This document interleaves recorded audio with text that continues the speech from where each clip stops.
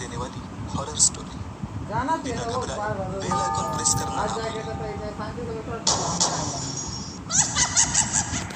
शांति से तैयारी कर रहा हूँ।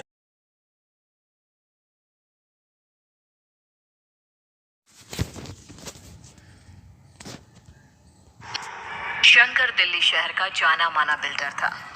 दिल्ली के करोल बाग में उसका एक बड़ा सा बंगला था। कई सारे बड़े बड़े बिजनेसमैन और लोगों के साथ उसका उठना बैठना था।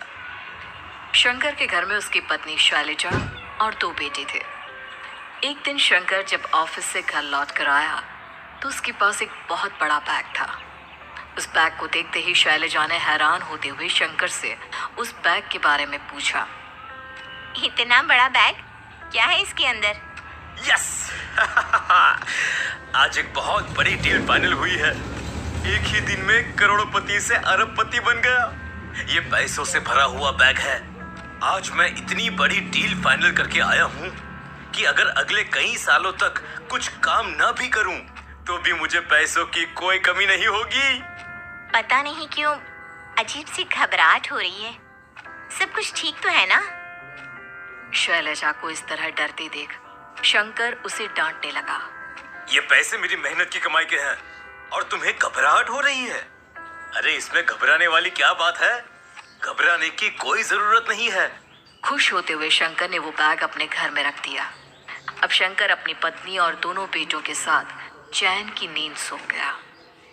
आधी रात का पहर लग ही गया था। घड़ी में 12 बजे थे कि तभी अचानक उनके घर के आसपास कुछ अजीब आवाजें सुनाई देने लगी। ऐसा लगा जैसे कोई आदमी बुरी तरह से तड़प रहा हो। पर गहरी नींद में सोया हुआ शंकर और उसका परिवार इन आवाजों से रात भर अनजान रहा। अगली सुबह जब शंकर के घर काम करने वाली कमला ने आकर घर की डोरबेल बजाई। क्या बात है, मैडम तो सुबह सुबह जल्दी उठ जाती है। आज कोई दरवाजा क्यों नहीं खोल रहा? कई बार घंटी बजाने के बाद भी जब किसी ने दरवाजा नहीं खोला तो कमला ने आसपास के पड़ोसियों को बुलाया, जिस पर परेशान पड़ोसियों ने मिलकर उनके घर का दरवाजा तोड़ दिया। जैसे ही पड़ोस में रहने वाला महेश, काम वाली बाई और बाकी के कुछ लोग घर के अंदर पहुंचे तो सामने का नजारा देखकर उनके होश उड़ गए। अरे अरे कोई पुलिस को बुलाओ, पुलिस को बुलाओ। ये सब क्या हो गया? हे भगवान, साहब, मेम साहब और दोनों बच्चे, क्या हुआ है इन सबको? पूरा का पूरा परिवार एक ही रात में खत्म हो गया। लेकिन क्यों? कैसे? शंकर के घर में किसी बात की कमी नहीं थी। दोनों मियाँ बीवी के बीच में बहुत अच्छी खासी बनती थी। फिर शंकर ने ये फैसला क्यों लिया होगा? पता नहीं, मुझे बहुत डर लग रहा है। मैं तो यहाँ से जाती हूँ। पुलिस शंकर के घर पहुंची। केस की तहकीकात शुरू हुई, लेकिन बहुत जांच पड़ताल करने के बाद भी पुलिस को कुछ पता नहीं चला। किसी के खिलाफ कोई सबूत नहीं मिला और कुछ ही टाइम में केस बंद भी हो गया। शंकर का पूरा परिवार एक ही रात में खत्म हो चुका था। समय बीतता चला गया। धीरे धीरे उसका घर खंडहर में तब्दील हो गया। अब लोग उसके घर के पास से जाने से भी कतराते थे। इसी तरह 6 महीने बीत गए और एक दिन आनंद अपनी पत्नी शालिनी और 2 बेटियों नैना और टीना के साथ उस घर में रहने के लिए आया। कितना सुंदर घर है ना? बस कुछ गंदा और टूटा फूटा सा हो गया है। कोई बात नहीं, हम इस घर को ठीक करवा लेंगे। मैं आज ही मजदूर बुलाकर इसकी सफाई करवा लेता हूँ। पापा, यहाँ पर तो कमरे भी काफी सारे हैं। अब टीना और मुझे एक ही कमरे में नहीं रहना होगा। हाँ, मैं भी बहुत खुश हूँ। मुझे भी अलग से कमरा चाहिए था। अब मैं अपना रूम किसी के साथ शेयर नहीं करूँगी।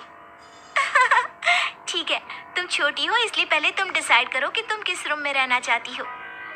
टीना सीढ़ियों से ऊपर की तरफ बने एक कमरे की तरफ इशारा करते हुए बताती है कि उसे वो कमरा पसंद है और उसे वही कमरा चाहिए। टीना की पसंद को ध्यान में रखते हुए उसे वो कमरा दे दिया जाता है। मजदूर की साफ सफाई करके जाने के बाद सब लोग अपने अपने रूम में जाते हैं। अपने कमरे में घुसते ही टीना को एक अलग ही खुशबू का एहसास होता है। इस कमरे में ये खुशबू किस चीज़ की आ रही है? अभी तो माँ ने कोई रूम फ्रेशनर या और कुछ भी नहीं लगाया। तभी नैना सीढ़ियों के नीचे से टीना को आवाज देती है। टीना, नीचे आ जाओ, माँ बुला रही है। पूरा दिन अपने कमरे में ही रहोगी क्या? डिनर नहीं करना क्या तुम्हें? हाँ नैना, बस 2 मिनट में आती हूँ। इतना कहकर टीना जैसे ही अपने कमरे से बाहर निकलने लगी, उसे ऐसा महसूस हुआ जैसे किसी ने कमरे के अंदर से उसे धीरे से आवाज देकर बुलाया है। टीना, टीना। इस पर जैसे ही टीना ने पलट कर देखा तो वहां कुछ नहीं था। टीना कमरे से बाहर निकली और कमरे का दरवाजा बंद किया। उसके कमरे के बाहर निकलते ही एक साया उस कमरे की दीवारों पर चलता नजर आने लगा। टीना नीचे आ गई और वो सब खाना खाने लगे। माँ, आज तो चावल बहुत अच्छे बने हैं। मुझे ना ये वाला पुलाव बहुत पसंद है। पसंद तो मुझे भी है, लेकिन माँ आज आपने इसमें नमक क्यों नहीं डाला? कैसी बातें कर रही हो टीना? मैं तो कहने वाला था कि आज नमक थोड़ा ज्यादा हो गया है। हाँ, वो बात अलग है कि चावल बहुत टेस्टी है। पापा, आप मजाक अच्छा कर लेते हो। चावल में बिल्कुल भी नमक नहीं है, एकदम फीके हैं। पापा, मुझे लगता है ये टीना ना पागल हो गई है, बहकी बहकी बातें करने लगी है। हाँ बेटा, पुलाव में तो नमक काफी अच्छे से डाला हुआ है। तुम्हारी तबीयत तो ठीक है ना? क्या हुआ? लगता है मुंह का स्वाद ठीक नहीं है। नहीं माँ, ऐसी कोई बात नहीं है। तभी अचानक से टीना को महसूस होता है जैसे किसी ने उसके कान में धीरे से उसका नाम पुकारा हो। नैना, तू मुझे डराने की कोशिश क्यों कर रही है? मेरे कान में तूने मेरा नाम क्यों फुसफुसाया? तू पागल हो गई क्या? मैं अपना खाना खा रही हूँ, और अगर मुझे कुछ कहना होगा तो मैं तेरे कान में क्यों कहूँगी? लगता है मेरी बेटी बहुत थक गई है। अब जाओ, जाओ और अपने कमरे में जाकर आराम करो। कल तक सब कुछ ठीक हो जाएगा, ठीक है? अपने पापा की बात सुनकर टीना अपने कमरे में चली जाती है और कमरे की अलमारी और बाकी की चीजें देखना शुरू कर देती है। तभी उसकी नजर अलमारी में रखे एक बड़े से बैग पर पड़ती है। अरे ये इतना बड़ा बैग! लगता है पहले जो यहाँ रहते थे उनका कुछ सामान होगा। क्या करूँ, देखूँ या फिर छोड़ दूँ? चलो एक बार देख ही लेती हूँ। टीना जैसे ही उस बैग को खोल कर देखती है तो पैसों से भरा बैग देखकर उसकी आंखें खुली की खुली रह जाती है। तभी अचानक उसके कमरे की लाइट चली जाती है। हे भगवान, इतने सारे पैसे ठीक से देखने भी नसीब नहीं हुए। अब इस लाइट को क्या हुआ है? टीना ने कमरे की सारे स्विच फिर से प्रेस करके देखे और अचानक से कमरे में लाइट आ गई। टीना का ध्यान फिर बैग पर गया और उसी वक्त उसके कमरे की खिड़की से 2 आंखें घूर घूर कर उसे देख रही थी, जिस पर टीना का ध्यान नहीं गया था। इतने सारे पैसे! तेरी तो मौज आ गई टीना। अब तुझे नई नई ड्रेस खरीदने और अपने दोस्तों के साथ पार्टी करने से कोई नहीं रोक सकता। लेकिन मुझे इन पैसों को छुपा देना चाहिए। अगर मम्मी पापा या नैना को पता चला तो वो मुझे कभी इन पैसों को हाथ भी नहीं लगाने देंगे। टीना ने जल्दी से उस बैग के पैसों को खाली करके उस बैग को छुपा दिया और सो गई। उसके सोने के बाद एक बेहद खतरनाक साया भी उसके बेड के नीचे अपनी आंखें बंद करके लेट गया।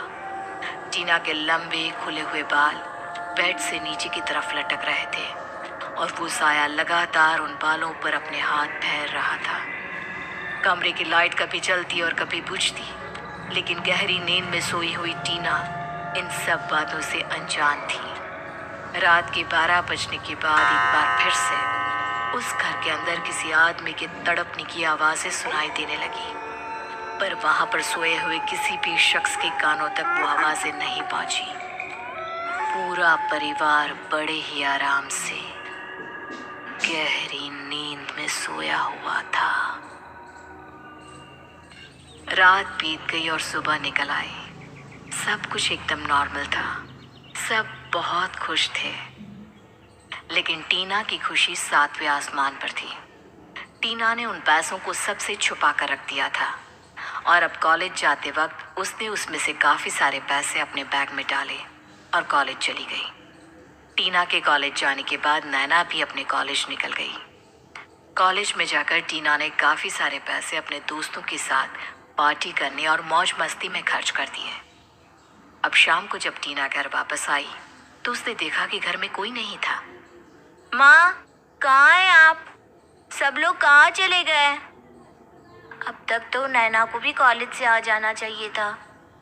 टीना ने जैसे ही घर में इधर उधर जाना शुरू किया तो अचानक एक काफी डराने वाली आवाज उसके कानों से टकराई। उसे लगा जैसे कोई बहुत बुरी तरह से चीखा हो, जिसे सुन टीना बहुत डर गई और जैसे ही वो घर से बाहर निकलने के लिए तेज कदमों से आगे चलने लगी, वैसे ही पीछे से किसी ने उसके कंधे पर हाथ रखा। कौन? टीना के इतना बोलते ही अचानक घर की लाइट बंद हो गई। अब पूरे घर में अंधेरा था। चीखने की आवाजें अब भी टीना के कानों में सुनाई दे रही थी, जिससे परेशान होकर डर से टीना ने अपने दोनों हाथों को अपने कानों पर रख लिया और जोर जोर से चिल्लाने लगी। कौन? कौन है? कौन है यहाँ? सब लोग कहाँ चले गए? माँ कहाँ है आप? तभी टीना को महसूस हुआ कि कोई उसके कंधे को पकड़कर जोर जोर से हिला रहा है। उसने हिम्मत करते हुए पीछे पलट कर देखा तो सामने शालिनी खड़ी थी। क्या हुआ टीना? जरा सी लाइट क्या चली गई? तुम इतना डर गई? मैं यहीं तो थी। अरे वॉशिंग मशीन में कपड़े धो रही थी, तुम्हारी आवाज नहीं सुन पाई। तुम इतना क्यों डर गई बेटा? पता नहीं माँ, किसी के जोर से चिल्लाने की आवाज आ रही थी। ऐसा कुछ भी नहीं है बेटा, बस मेरे हाथ पर डिब्बा गिर गया और लग गई थी, लेकिन मैं इतना जोर से तो नहीं चिल्लाई जितना तुम डर गई हो। पता नहीं माँ, कुछ अजीब सा लग रहा था। तभी वहां पर नैना भी आ जाती है। माँ, मुझे लगता है आजकल ना ये हॉरर फिल्म कुछ ज्यादा ही देख रही है, उसी वजह से लाइट जाते ही इसे वहम होने लगा होगा। मुझे ना बहुत भूख लगी है माँ, खाना बन गया है क्या? उसी वक्त आनंद भी अपने ऑफिस से लौट कर आता है और उन सब की बातें सुनकर मुस्कुराते हुए उनसे बातें करने लगता है। क्या हुआ? तुम दोनों माँ बेटी मिलकर मेरी छोटी बेटी को क्यों परेशान करते रहते हो? अरे घर में सबसे छोटी है वो, उसकी जो मर्जी आए करेगी। क्यों टीना? देखिए ना पापा, नैना और माँ को तो मेरी किसी भी बात पर विश्वास नहीं होता। मैंने सच्ची किसी के चिल्लाने की आवाज सुनी थी। अरे बेटा, आसपास किसी का टीवी चल रहा होगा कोई तुम्हारे जैसा हॉरर फिल्में देखने का शौकीन। आनंद की बात सुनकर घर के सब लोग जोर जोर से हंसने लगते हैं। अब सब लोग खाने बैठते हैं। सबका ध्यान टीना की बात से हट जाता है, पर टीना को बार बार रह कर न जाने क्यों कुछ अजीब आवाजें सुनाई दे रही थी। आखिर ये सब क्या हो रहा है? ये आवाजें सिर्फ मुझे ही क्यों सुनाई दे रही है? बाकी किसी को कुछ क्यों नहीं सुनाई दे रहा? खाना खाने के बाद सब अपने अपने कमरे में जाकर सो गए और एक बार फिर पूरी रात वहाँ किसी आदमी के चीखने की आवाजें गूंजती रही और घर में किसी को कुछ पता नहीं था। सब गहरी नींद में सोए हुए थे। अगली सुबह नैना जैसे ही सोकर उठी तो कुछ ही देर में शालिनी और आनंद का वो घर रोने और चीखने की आवाजों से गूंज उठा। माँ! पापा! शालिनी और आनंद की मौत हो चुकी थी। उनके मुंह से खून बह रहा था। ये नजारा देखने के बाद डरी सहमी नैना दौड़ते हुए टीना के कमरे में पहुंची। टीना उठो, क्या हुआ है तुम्हें? तुम ठीक तो हो ना टीना? टीना अपनी आंखें खोलो। नैना के बार बार बोलने पर भी टीना नहीं उठी। टीना की आंखें जैसे पत्थर की हो गई थी। उसकी सांसें तो चल रही थी, पर वो किसी जिंदा लाश की तरह बन चुकी थी। रातों रात नैना के हंसते खेलते परिवार को ये क्या हुआ उसे खुद भी पता नहीं चला। नैना ने पुलिस को बुलाया। केस की तहकीकात शुरू हुई, लेकिन किसी को कुछ पता नहीं चला। शालिनी और आनंद का अंतिम संस्कार कर दिया गया और नैना दिन रात अपनी छोटी बहन टीना की देखभाल में लग गई। टीना, कुछ तो बोलो, तुम अचानक कोमा में कैसे चली गई? आखिर हमारे परिवार को ये सब क्या हो गया? तुम्हें तो ये भी नहीं पता कि माँ और पापा की मौत हो चुकी है।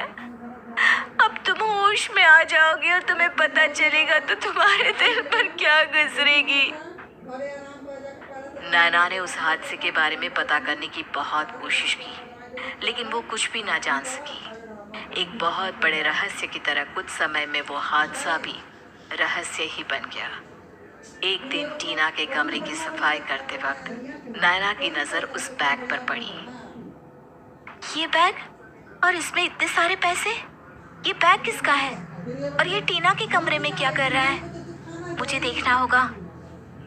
नैना ने अब जैसे ही उस बैग को खाली करके देखा तो उस पे बहुत सारे पैसों के साथ एक कागज की पर्ची भी थी जिस पर एक एड्रेस लिखा था। मुझे इस एड्रेस पर जाकर पता करना चाहिए कि ये इतने सारे पैसे किसके हैं, और जिसके भी है मुझे उसे वापस लौटा देना चाहिए। नैना उस एड्रेस पर पहुंची और जैसे ही उसने घर का दरवाजा खटखटाया तो 40 साल की उम्र की सफेद साड़ी पहने एक औरत ने दरवाजा खोला। कौन हो तुम? यहाँ क्या करने आई हो? नैना ने वो पर्ची औरत को दिखाई। ये एड्रेस आपका ही है ना? और इस पर किसी रमेश का नाम लिखा हुआ है। क्या मैं जान सकती हूँ ये रमेश कौन है? रमेश मेरे पति का नाम है, लेकिन वो अब इस दुनिया में नहीं है। बताओ, तुम्हें कुछ काम था क्या? दरअसल हम लोग कुछ महीने पहले ही एक घर में रहने आए थे और वहाँ पर मुझे ये बैग मिला। इसमें काफ़ी सारे पैसे हैं और उसी में मुझे यहाँ का पता भी मिला। नैना की बात सुनते ही वो औरत फूट फूट कर रोने लगी। उसकी हालत देखकर नैना का दिल पिघल रहा था। उस औरत ने नैना को घर के अंदर आने के लिए कहा। नैना ने उस औरत से उन पैसों के बारे में सारा सच जानने की कोशिश की और अपने फैमिली के साथ हुए हादसे के बारे में भी उसे बताया। बहुत मुश्किल से पाई जोड़कर मेरे पति ने ये पैसे इकट्ठे किए थे। उन्हें शंकर नाम की एक बिल्डर से घर खरीदना था। शंकर बिल्डर? ये तो हमारे मकान मालिक का नाम है। हाँ, वो अब इस दुनिया में नहीं है, लेकिन प्रॉपर्टी डीलर ने उनका घर हमें रहने के लिए दिया था। उसी शंकर नाम के आदमी ने मेरे पति से सारे पैसे ले लिए और पैसे लेकर भाग गया और कुछ दिनों बाद ही उसकी मौत की खबर आ गई। और आपके पति, उनकी मृत्यु कैसे हुई? उन्होंने आत्महत्या कर ली थी। पूरी जिंदगी की कमाई खोने के बाद एक आदमी करता भी क्या, और बस उनकी आत्मा को शांति नहीं मिली।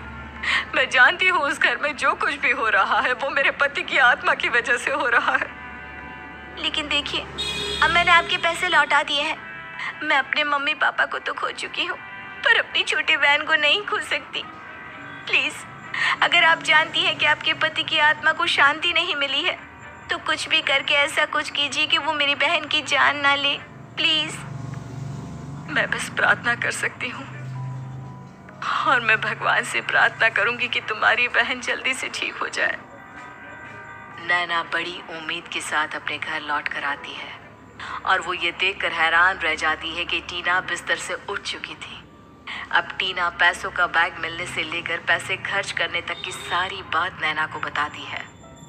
टीना को अपनी गलती का पछतावा था, पर अब वो कर भी क्या सकती थी।